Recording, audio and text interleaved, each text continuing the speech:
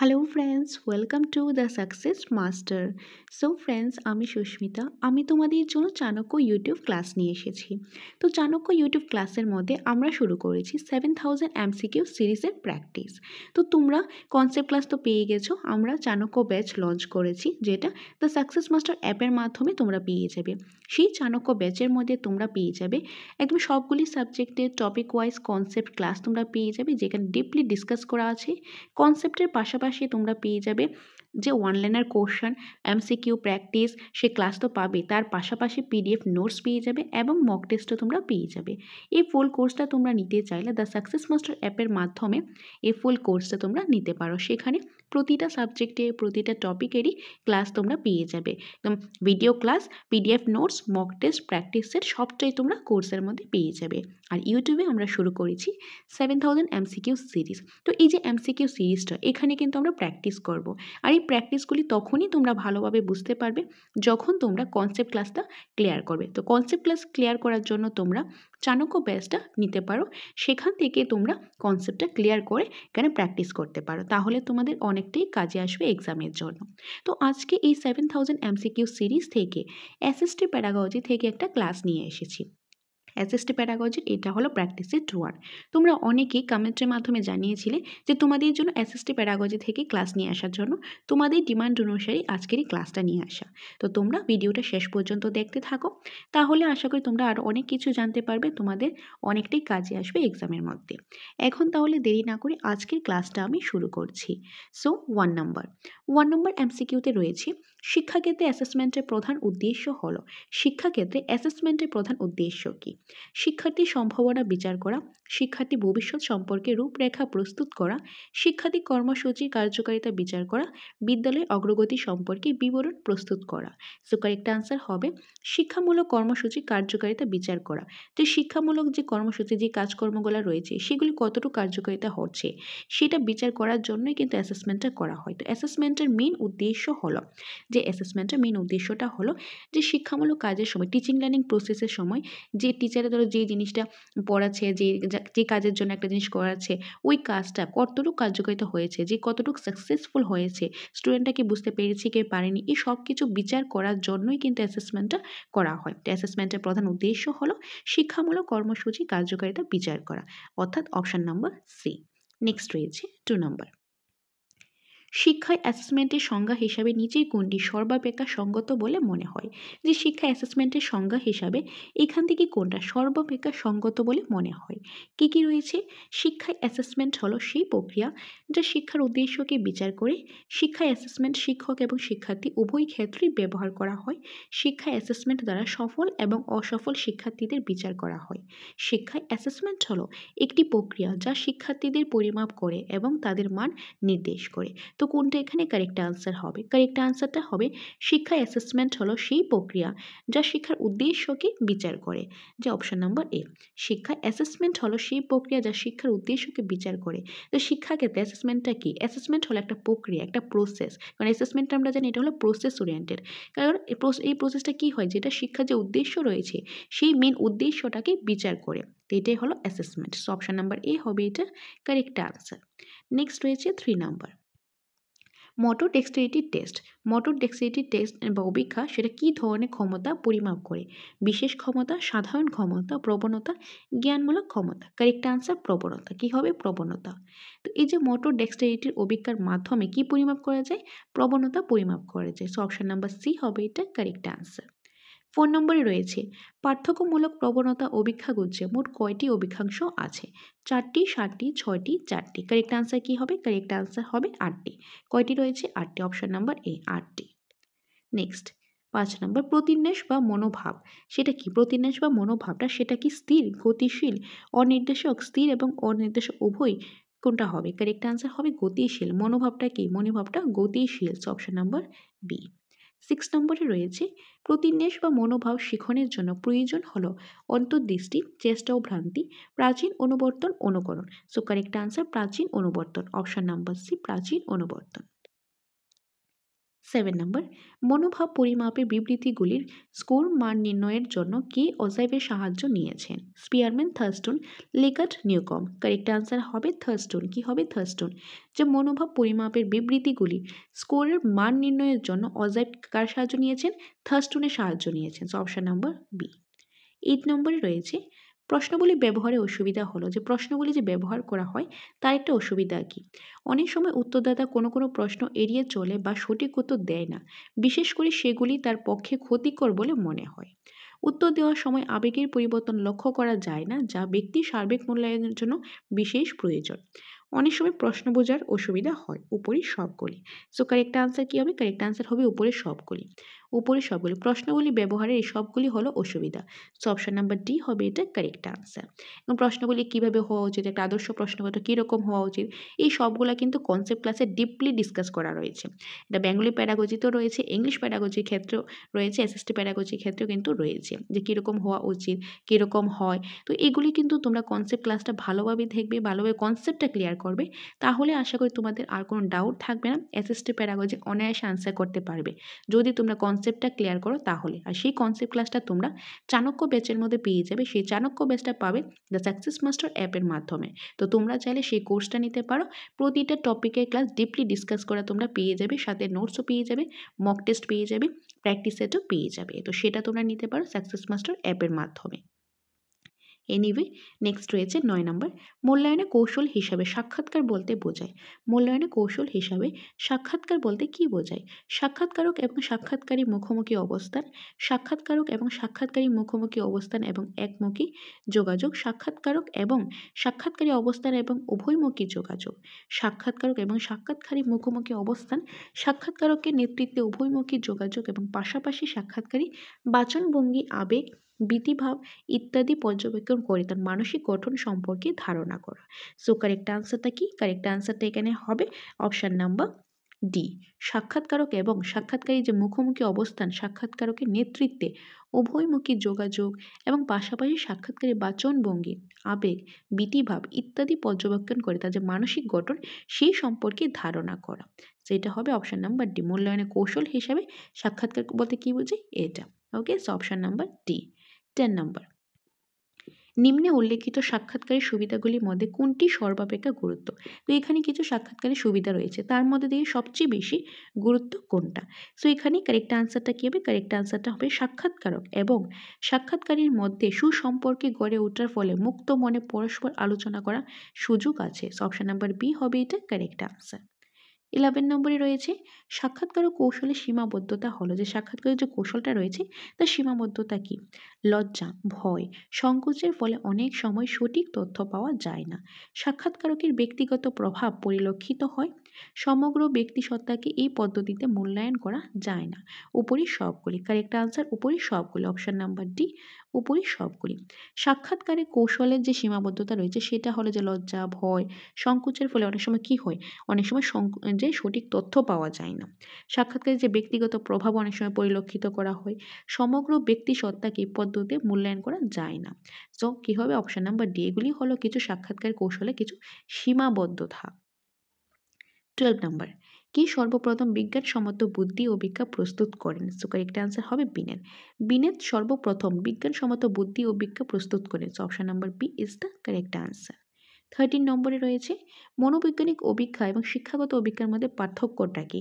মনোবৈজ্ঞানিক অভিজ্ঞার শিক্ষাগত যে অভিজ্ঞা রয়েছে তার মধ্যে যে পার্থক্যটা সেটা হলো মনোবৈজ্ঞানিক অভিজ্ঞার উদ্দেশ্য হলো ব্যক্তির মানসিক বৈশিষ্ট্য পরিমাপ করা এবং শিক্ষাগত অভিজ্ঞার উদ্দেশ্য হলো ব্যক্তির শিক্ষাগত বৈশিষ্ট্য পরিমাপ করা। মানে মনোবৈজ্ঞানিক যে অভিজ্ঞা রয়েছে তার উদ্দেশ্যটা মানে ব্যক্তির যে মানসিক বৈশিষ্ট্য রয়েছে সেটা পরিমাপ করা। শিক্ষাগত অভিজ্ঞার ক্ষেত্রে ব্যক্তির যে শিক্ষাগত বৈশিষ্ট্য রয়েছে সেটা পরিমাপ করা। নেক্সট, মনোবৈজ্ঞানিক অভিজ্ঞার প্রয়োগ ব্যাপক, অপরদিকে শিক্ষাগত অভিজ্ঞার যে প্রয়োগ কেবলমাত্র শিক্ষাক্ষেত্রেই সীমাবদ্ধ থাকে। সাধারণভাবে মনোবৈজ্ঞানিক অভিজ্ঞা প্রস্তুতে শিক্ষামূলক অভিজ্ঞা প্রস্তুত থেকে অধিক সময় অর্থের প্রয়োজন হয়। তো এগুলি হলো মনোবিজ্ঞান অভিজ্ঞা আর শিক্ষাগত অভিজ্ঞার মধ্যে কিছু পার্থক্য, অর্থাৎ উপরে সবগুলো অপশন নাম্বার ডি। 14 নম্বর, Binet scale SB test 1937, army alpha, তারপর হচ্ছে আর্মি জেনারেল ক্লাসিফিকেশন টেস্ট, উপরে কোনটি ব্যক্তি বুদ্ধি অপেক্ষা। সো এখান থেকে এই যে কিছু টেস্টের নাম বলা হলো, খুবই ইম্পর্টেন্ট পার্ট, সিডিপির ক্ষেত্রেও কিন্তু এই পার্টটা রয়েছে, ভেরি ভেরি ইম্পর্টেন্ট পার্ট। তো এই যে এগুলি রয়েছে, এই টেস্টগুলি রয়েছে, এগুলি ব্যক্তিগত বুদ্ধির অপেক্ষা কোনটা হবে? সো কারেক্ট আনসারটা হবে 1 and 2, অর্থাৎ Binet scale and SB test, এই দুইটা, অর্থাৎ option number A. Option number A হবে এটা correct answer. Binet scale and SB test হলো এগুলি কি? এগুলি হলো ব্যক্তিগত বুদ্ধি অপেক্ষা। সো অপশন নাম্বার এ হবে এটা correct answer. 15 number, Binet scale SB test, army alpha, army general classification test, উপরের প্রশ্নগুলি দলগত অভিজ্ঞা কোনটা? আগেরটা ছিল ব্যক্তিগত অভিজ্ঞা, কারণ সিডিপির মধ্যে কিন্তু একটা পার্ট রয়েছে, একটা ব্যক্তিগত, একটা হলো দলগত। তো ব্যক্তিগত কোনটা আমরা দেখেছিলাম? বিনেট স্কেল আর এসবি টেস্ট দেখেছিলাম। এখন আমরা দেখব দলগত। তো দলগত কোনটা হবে? দলগত হবে আর্মি আলফা আর আর্মি জেনারেল ক্লাসিফিকেশন টেস্ট, এগুলি হলো দলগত অভিজ্ঞা। সো 3 and 4, 3 and 4 হলো option number B, option number B.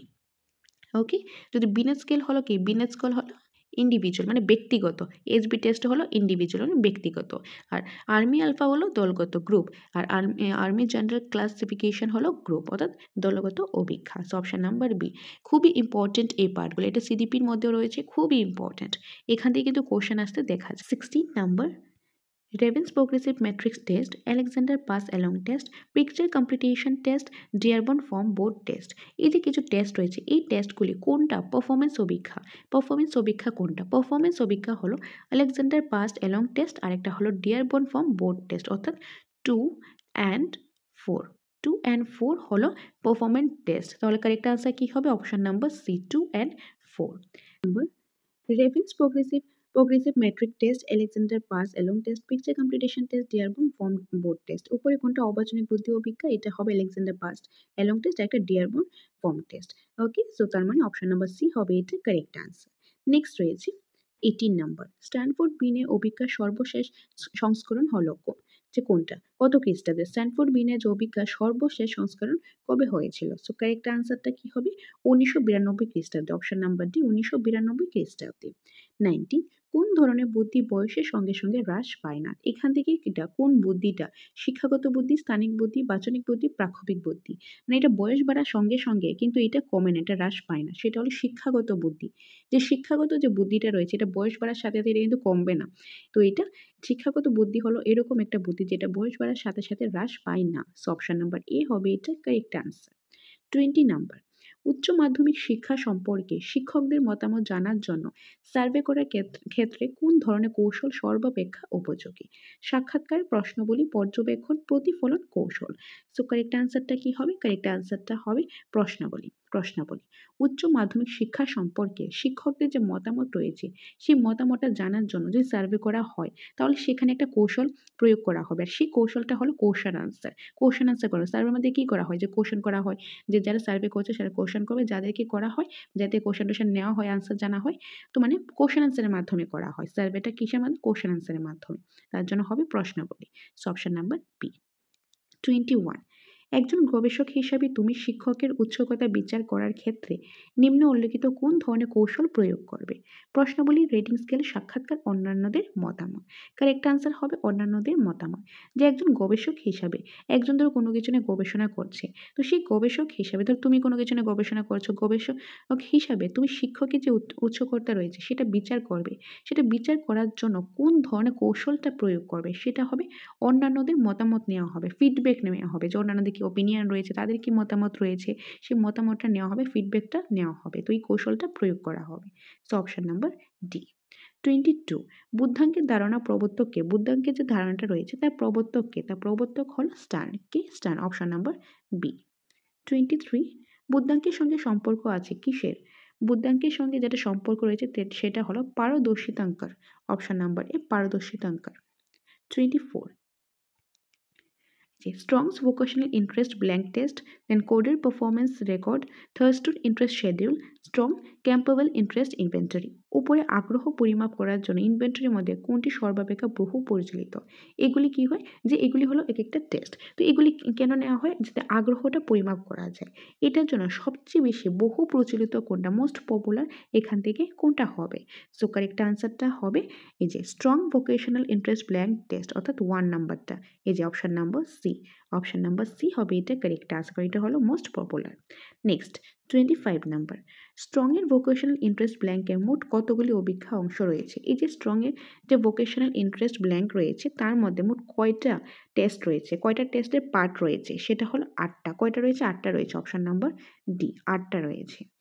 ওকে, সো ফ্রেন্ডস, নেক্সট কোশ্চেনটা করার আগে তোমাদের জন্য ইম্পর্টেন্ট একটা ইনফরমেশন, আমাদের কোচিং সেন্টার দ্য সাকসেস মাস্টারে নিউ আপডেটেড ভার্সনের নোটসটা অ্যাভেলেবেল রয়েছে। তোমাদের কারোর যদি নোটসের প্রয়োজন হয় তাহলে তোমরা আমাদের সাথে যোগাযোগ করতে পারো স্ক্রিনে দেওয়া নাম্বার। এই নম্বরে যোগাযোগ করে তোমরা চলে আসতে পারো আমাদের কোচিং সেন্টার দ্য সাকসেস মাস্টারে।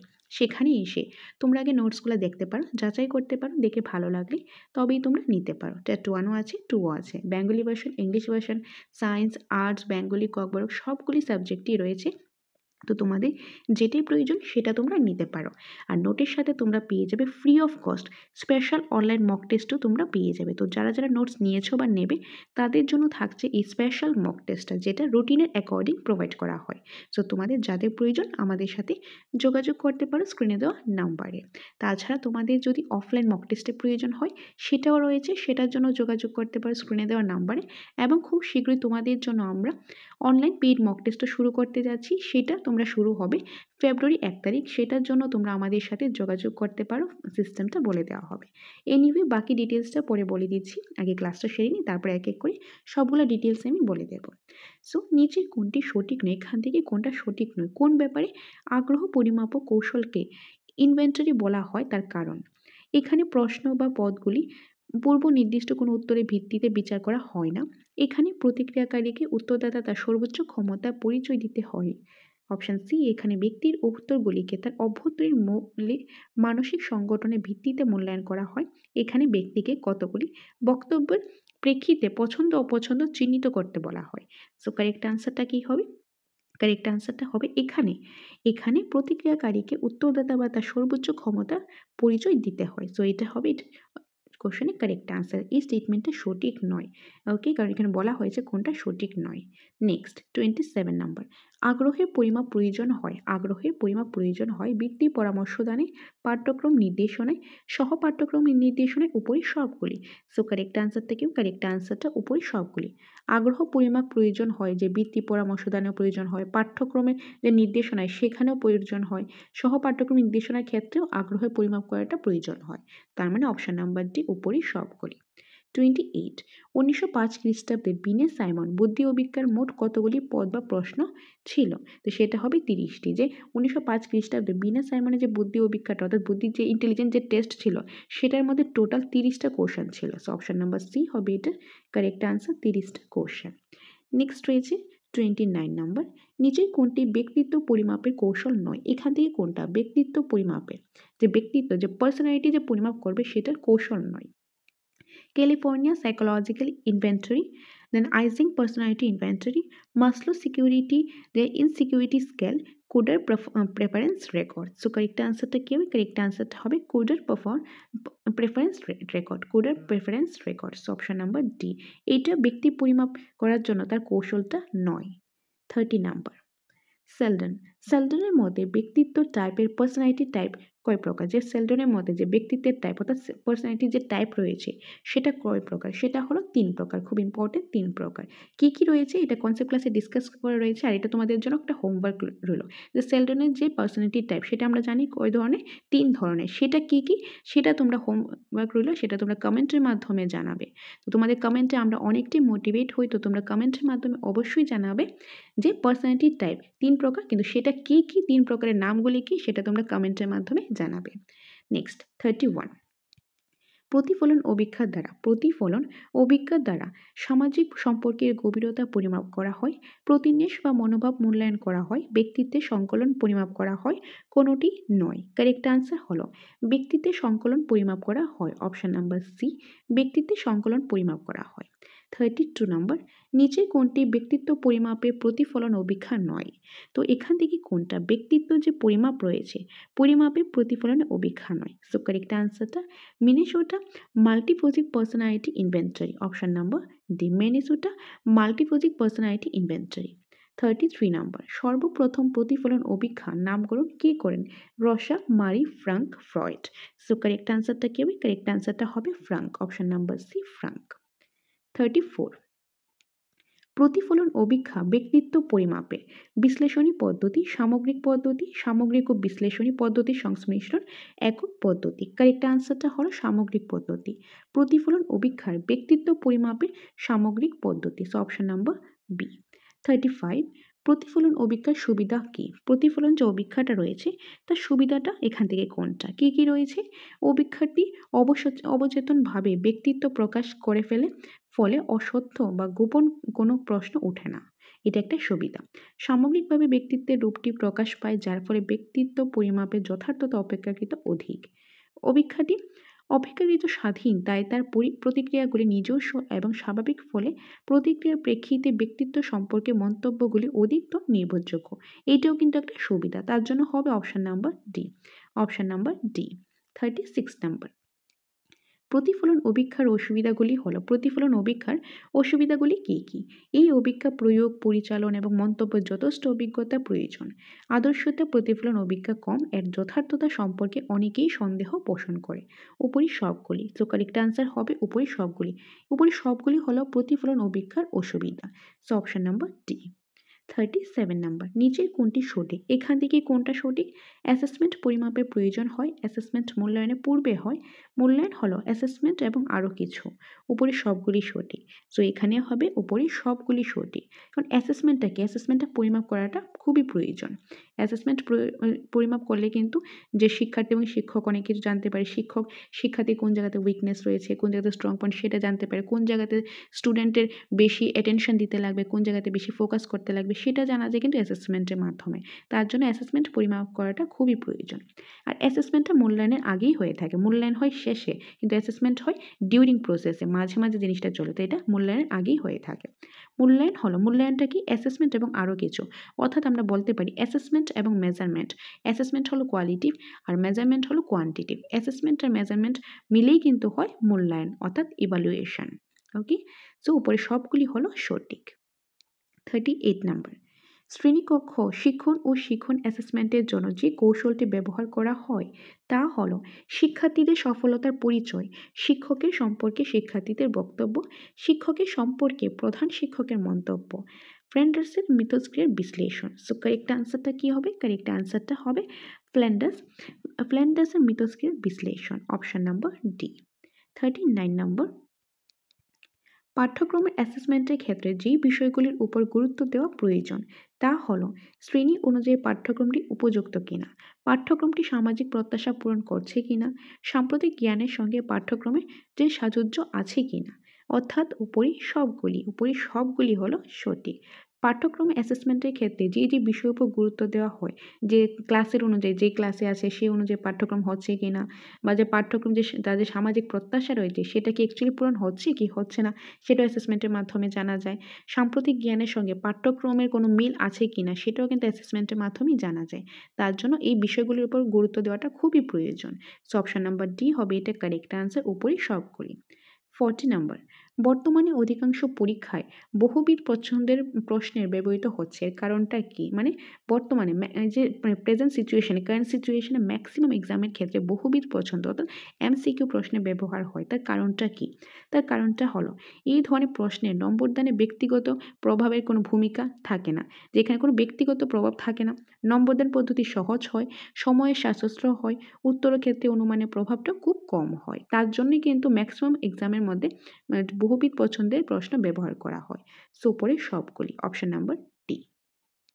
41, বহুবিধ পছন্দ প্রশ্নের সুবিধাটা কি?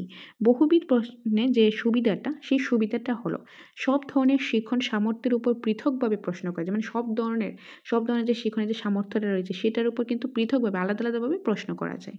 শিক্ষার্থী জ্ঞানের যে গভীরতা সম্পর্কে অবহিত করা যায়। এখন ধরো এমসিকিউ আসবে, যেরকম টেটের ক্ষেত্রেই তো এমসিকিউ আসে।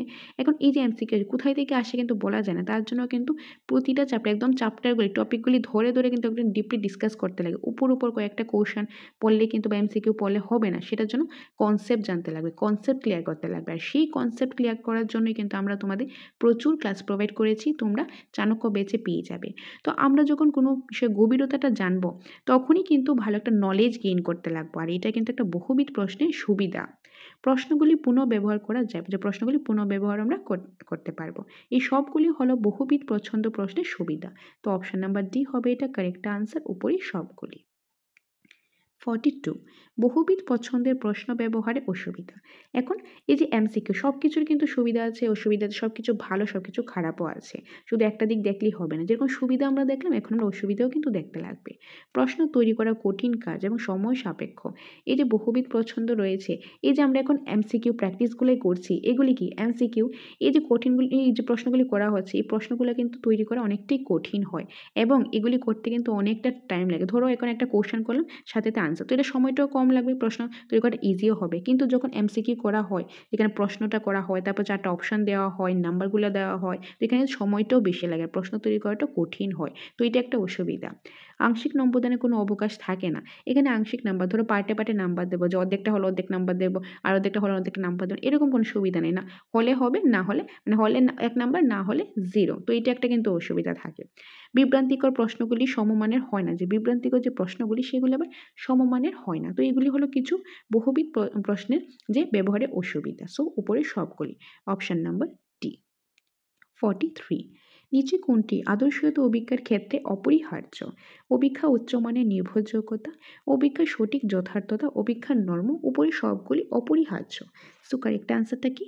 এখানে কারেক্ট আনসারটা কি হবে? উপরে সবগুলি অপরিহার্য। Option number D. 44 নাম্বার নিচে কোনটি সঠিক উত্তর? শিক্ষককৃত পারদর্শিতা অভিজ্ঞা অবশ্যই আদর্শীয়তা হবে। Option B. শিক্ষককৃত পারদর্শিতা অভিজ্ঞা আদর্শীয়তা নাও হতে পারে। Option C. শিক্ষককৃত পারদর্শিতা অভিজ্ঞা আদর্শীয়তা হওয়ার প্রয়োজন হয় না। Option D. শিক্ষককৃত পারদর্শিতা অভিজ্ঞা আদর্শীয়তা হলে উত্তম হয়। সো কারেক্ট আনসারটা কি হবে? কারেক্ট আনসার হবে শিক্ষককৃত পারদর্শিতা অভিজ্ঞাটি আদর্শীয়তা হওয়া প্রয়োজন হয় না। সো অপশন নাম্বার সি হবে এটা কারেক্ট আনসার।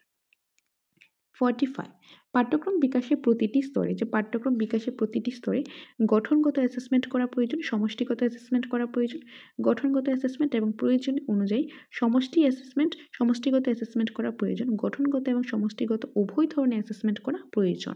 সো এটা কারেক্ট আনসারটা কি হবে? কারেক্ট আনসার হবে গঠনগত অ্যাসেসমেন্ট এবং প্রয়োজন অনুযায়ী সমষ্টিগত অ্যাসেসমেন্ট করা প্রয়োজন। যে পাঠ্যক্রমে যাতে বিকাশ হয় সেই জন্য প্রতিটি স্তরে কি করতে লাগবে? যে গঠনগত অ্যাসেসমেন্ট করতে লাগবে, আর প্রয়োজন অনুসারে যে ফর্মেটিভ অ্যাসেসমেন্ট তো হবে, আর প্রয়োজন অনুসারে সমষ্টিগত অ্যাসেসমেন্টও করতে লাগবে। So option number C.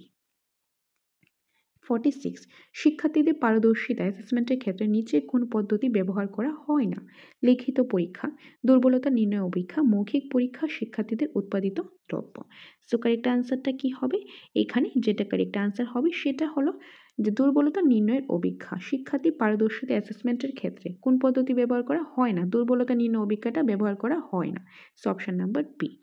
47 নম্বরে রয়েছে নিচে কোনটি কৌশলের সাহায্যে শিক্ষার্থীদের পারদর্শিতা অ্যাসেসমেন্ট, পাঠ্যক্রম অ্যাসেসমেন্ট, শিক্ষণ প্রক্রিয়া মূল্যায়ন করা সম্ভব হয়? সেটা হলো প্রশ্নগুলি কোশ্চেন আনসারের মাধ্যমে। 48 অ্যাসেসমেন্টের বৈশিষ্ট্য কি? অ্যাসেসমেন্টের বৈশিষ্ট্য হলো এটি বিচারকরণ, বিচার করা যায়, অ্যাসেসমেন্টের মাধ্যমে বিচার করা যায়। Option number B. 49 কোন ধরনের ক্ষমতা ভবিষ্যতের কথা বলে? বুদ্ধি, দক্ষতা, পারদর্শিতা, প্রবণতা। কারেক্ট আনসার প্রবণতা। Option number D. 50 নাম্বার আজকের ক্লাসের লাস্ট কোশ্চেন, প্রবণতা। প্রবণতা কি? অতীতের কথা বলে, ভবিষ্যতের কথা বলে, বর্তমানের কথা বলে, অতীত, বর্তমান এবং ভবিষ্যৎ সকলের কথা বলে। এখনই জাস্ট বললাম আগের কোশ্চেনটাতে যে প্রবণতা যেটা ভবিষ্যতের কথা বলে, অপশন নাম্বার বি, ভবিষ্যতের কথা বলে। সো ফ্রেন্ডস, এই ছিল আজকের ক্লাসের এসএসটি প্যাডাগজি থেকে 50 ইম্পর্টেন্ট এমসিকিউ। তো এরকম করে আলো ইনফরমেটিভ ক্লাস তোমাদের জন্য নিয়ে আসবো, সেটার জন্য তোমরা চোখ রাখো দ্য সাকসেস মাস্টার ইউটিউব চ্যানেলে। এখন তোমাদের জন্য ইম্পর্টেন্ট ইনফরমেশন, তোমরা যদি ফ্রি মক টেস্ট দিতে চাও তাহলে তোমরা আমাদের সাথে যোগাযোগ করতে পারো স্ক্রিনে দেওয়ার নাম্বার। এই নম্বরে তোমরা একটা হোয়াটসঅ্যাপ করে দেবে, তোমাদেরকে গ্রুপে লিঙ্ক দেওয়া হবে, সেখানে তোমরা জয়েন হয়ে যেতে পারো এবং প্রতিনিয়ত ফ্রি মক টেস্ট তোমরা টেটের জন্য দিতে পারো। তাছাড়া তোমাদের যদি আলাদাভাবে পেইড মক টেস্টেরও প্রয়োজন হয় তাহলে তোমরা সেটাও পেয়ে যাবে, সেটার জন্য তোমরা আমাদের সাথে যোগাযোগ করবে স্ক্রিনে দেওয়ার নম্বরে। আর এই পেইড মক টেস্টটা হবে অ্যাপের মাধ্যমে। ফেব্রুয়ারি 1 তারিখ থেকে তোমরা এই মক টেস্টটা পেয়ে যাবে, অনলাইন পেইড মক টেস্টটা পেয়ে যাবে, যেটা তোমরা একদম সিস্টেমেটিক ওয়াইজ পাবে, খুব সুন্দরভাবে সিস্টেমেটিক ওয়াইজ তোমরা এই অনলাইন পেইড মক টেস্টটা পেয়ে যাবে। তাছাড়া তোমাদের অনলাইন মক টেস্ট যদি প্রয়োজন না হয়, অফলাইন মক টেস্ট, কারণ মক টেস্ট তো কিন্তু প্রয়োজন, অনলাইন হোক অফলাইন হোক দুইটাই ইম্পর্ট্যান্ট। মক টেস্ট দিলেই কিন্তু নিজেদেরকে যাচাই করা যায়। তো তোমরা অনলাইন মক টেস্টটা পাবে ফেব্রুয়ারি 1 তারিখ থেকে। আর যে অফলাইন মক টেস্টটা রয়েছে সেটা এখনই অ্যাভেলেবেল রয়েছে আমাদের সেন্টারে, সেটা এসে তোমরা নিতে পারো। সেখানে তোমরা সুপার 30 মক টেস্টের সিরিজ পেয়ে যাবে, টোটাল 30টা মক টেস্ট, পার মক টেস্টের মধ্যে 150 করে কোশ্চেন থাকবে। যেভাবে ট্যাটের এক্সাম হয় সেইভাবেই কিন্তু সেট আপ করা রয়েছে কোশ্চেনগুলি।